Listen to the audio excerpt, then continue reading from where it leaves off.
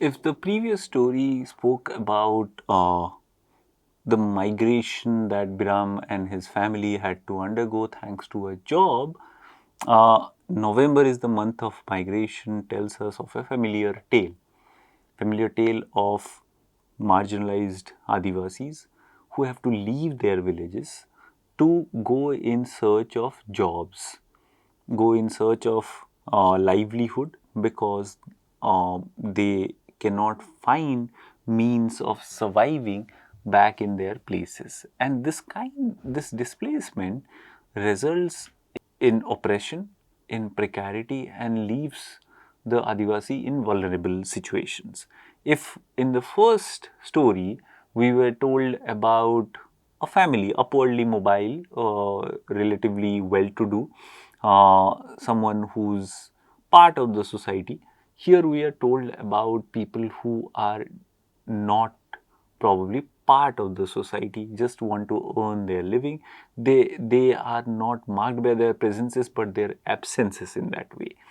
Uh, and more so because this story brings to us the Adivasi women.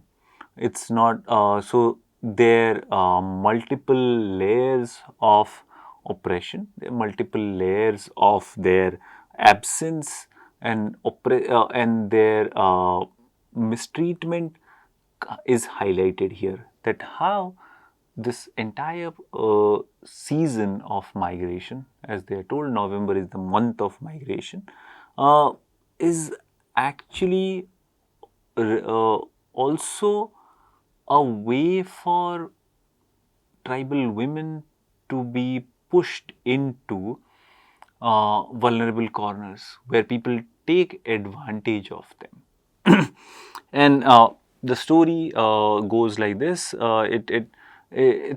It captures the seasonal and social realities of the Adivasi communities, focusing on the theme of migration. As I said, the story highlights the life of Talamai Kisku, a Santal woman who during November, like many Adivasis, leaves her village in search of work and better conditions, reflecting the economic hardship they face, the desperation that is there, the deprivation that is there. Here, migration is not just a physical movement, it is also a symbol of loss and struggle for survival. It demonstrates the emotional and cultural impacts of this, like the migrations that probably the reference is to the month of migration in the sense of birds, but it's filled with uh, problems, filled with hardships, and also sexual abuse. And Hansda does not mince his words in depicting this. This is actually one of the shortest stories, as you will see. This is only just 2 pages in this book. So, in one of the shortest stories of this collection itself, and in glaring, realistic way, Hansda tries to hit the sense of this vulnerability hard, wants to shock his readers through the everydayness, the banality of evil here. That sexual abuse is almost normalized. Let's read it and to see the shock of this displacement. Come November, Santal men and women and children walk down from their villages in the hills and the far flung corners of Santal Pargana to the railway station in the district headquarters. These Santal villages, entire clans make up long snaky processions as they abandon their lands and farms to take the train to Namal, the Bardhaman district of West Bengal, and paddy fields there. And one can see a lot of scholarship has been there. Exceptional work has been done by many scholars who have uh, thought about, who have discussed, explored, and examined the impact of this migration on the Santal population. As one of the stories later would tell us that because their lands were taken, they were left without their entire agrarian ecosystem, because mines came in and they were systematically deprived and displaced from where they were, and their land was taken piece by piece. They were extorted out of it, they were cheated out of their own land. So, the Santals gradually lost their way of life itself. And the other side that they used to live on, the forest, was also taken away from them. So, what one gets to see through uh, these lines itself is a history of oppression that has gone on. It's a history of subjugation that has gone on. And also this brings to question the ideas of modernity, the questions of development itself. A question that Hansda goes back and again to explore, that what exactly is the kind of development we are talking about when you see entire villages, clans who are left without any livelihood, who do not have a way of sustainable living, only make for cheap labor in someone else's field when they actually had something of their own. Now they are deprived of that. That's why they have to make long queues to these train stations itself. And railway station, the marker of modernity, in that way participates with the modern capitalistic exploitations. Also tells us about these spaces itself, that they are moving from the Santal Pargana in Jharkhand to Bardhaman district in West Bengal. The kind of distances that these people are traveling, and the problems that come with it, right? In the month of that, the Santal families will spend in Bardhaman. They will plant rice and other crops in farms owned by the zamindars of Bardhaman. So, you can see that they have to undertake this journey for their livelihood, because they will get some money from the zamindar of Bardhaman, uh, where in other people's field they become cheap laborers. And that's the question, broader question that Hansda is probably indicating at and hinting at, that the question of development, how has an entire segment of population stayed behind and now have been rendered as cheap laborers for someone else. So, we have an entire community becoming laborers for someone else's, becoming part of this capitalist exploitation itself. Is that how we envisioned our nation itself? And that's why it's a trenchant critique of the post-colonial nation. And you can see this is more of a what we would think is a stereotypical subject position for the Santals itself, that they are cheap laborers, and we all know about it, that the Santals come and like become farm laborers or other kinds of laborers in brick lanes and other places, because there are no source of employment there in their places. So, this is more a stereotypical representation, very different from the one that we saw in the first story, they eat meat. And we, though we have known these stereotypical representations of the Adivasis, Hansda brings out a very different layer of oppression here, a very different layer of marginalization here, because he focuses on 20-year-old Talamai Kesku, a tribal woman, and we can think about how many layers of marginalization she is under. So, 20-year-old Talamai Kisku is one of the 43 people making this journey tonight.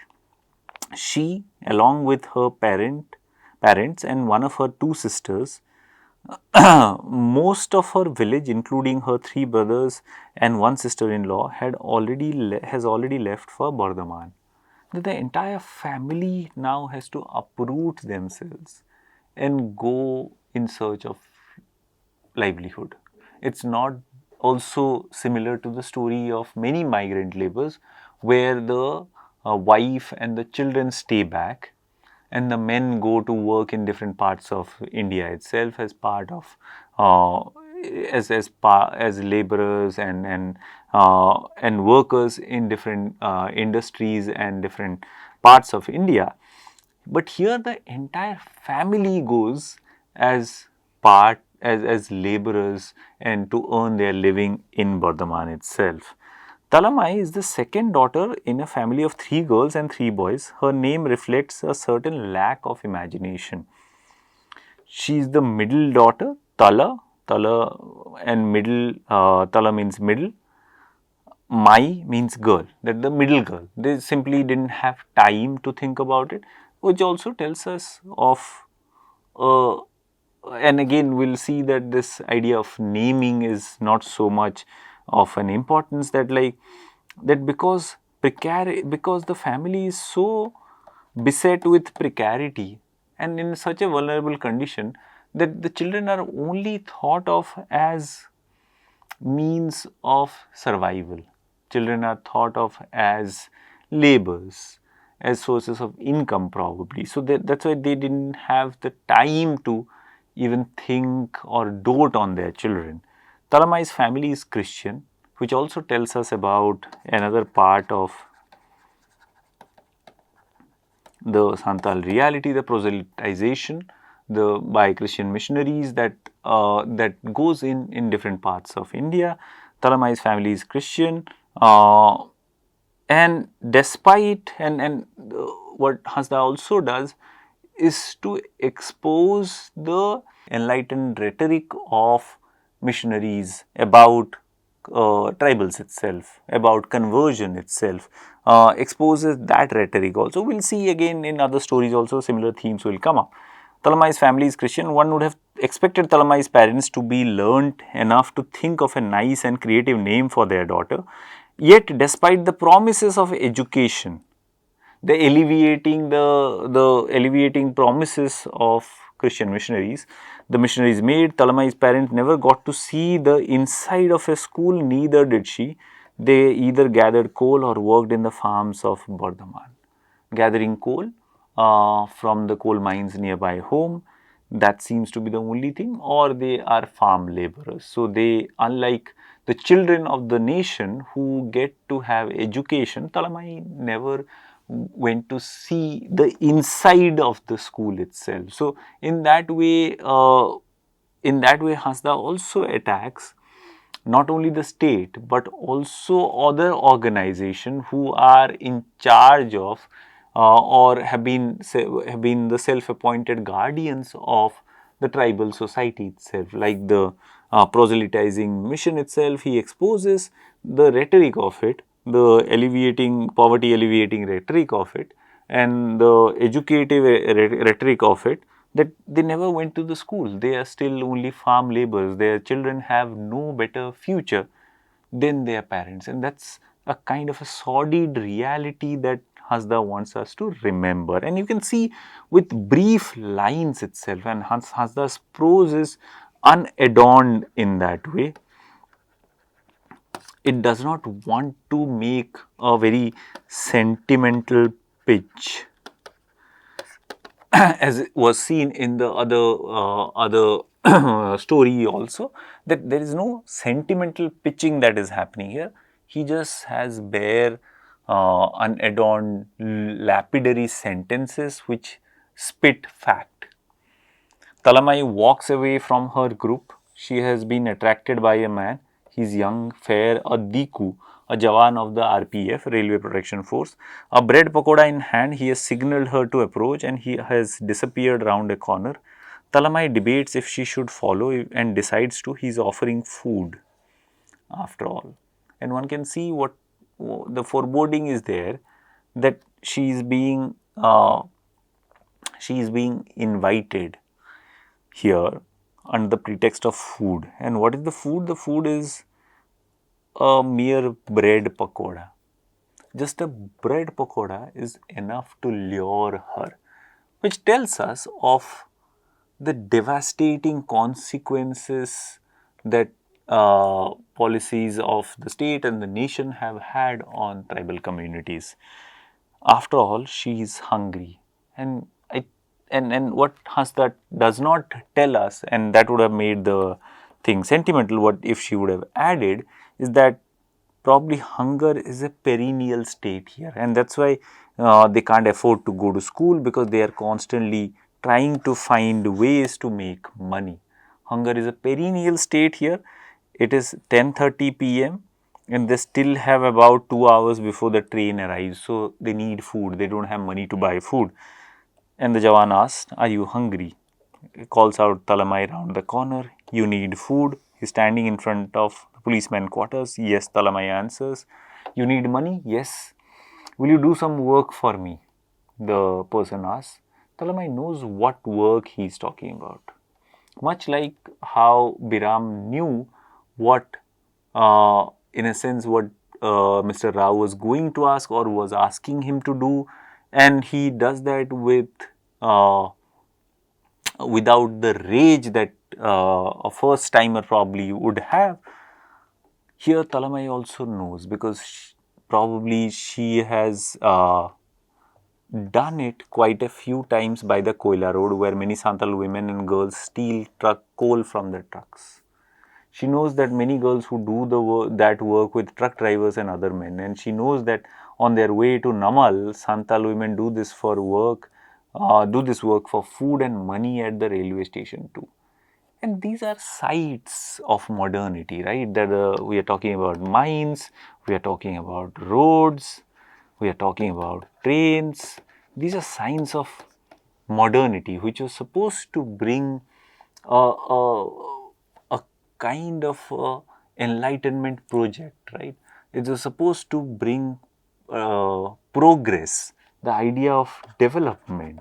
All of this was supposed to accompany these vehicles of modernity, right? All it has ended is deprivation for the tribals. It has meant only deprivation for the tribals, because that also means a kind that these women have to sell their bodies to in order to earn money. And that's what she says, that like she has done this few times by the Koila Road with the truck drivers. Many women do this. So it's not a fact that is hidden from anyone. So some women also do this at the railway station too. So these sites, which are supposed to be sites of progress or pathways to progress, gateway to progress, have turned into sites of exploitation. And that's something Hansda clearly exposes here. "Yes," Talamai says, and follows the policeman into a paved space behind the policeman's room. That work does not take much time. The policeman is prepared. He spreads a gamcha on the ground, and takes off his trouser. He also has time to slip on a condom. Talamai too does not have to undress fully. She just takes off her lungi and saya, and she knows the routine. And they have sex, and then Talamai does not care to scream, even wince. She knows the routine. She has to do nothing, just spread her leg, lie quiet. She knows everything else is to be done by the man. She just lies, passive, unthinking, unblinking. As cold as the paved ground, she can feel through the thin fabric of the gamcha, still as inert earthen bowl into which a dark cloud empties itself. And you can see the pathos in the voice, the depravity in the entire thing, the coldness. The coldness bites the reader almost.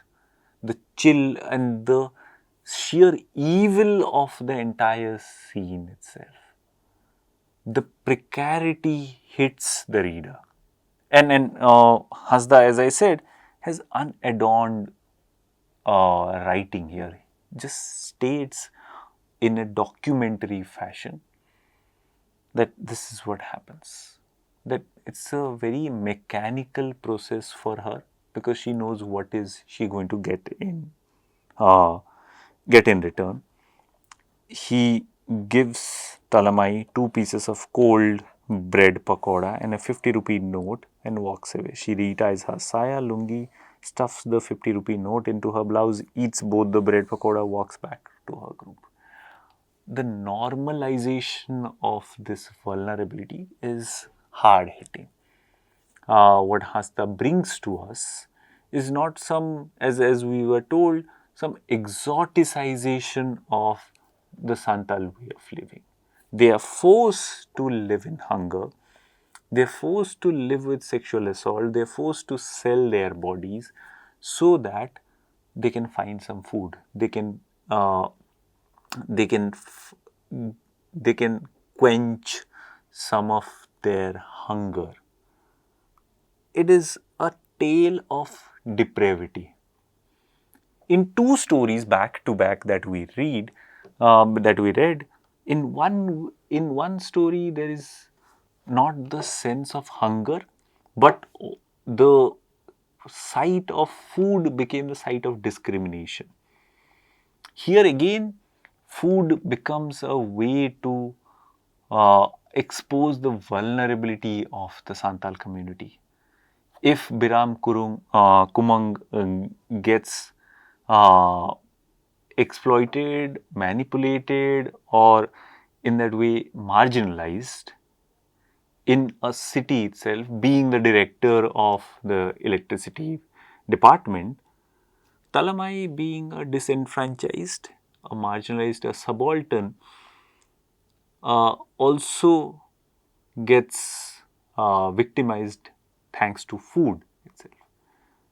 And we also see a silencing of the voice of the tribal itself. Talamai does not speak after that.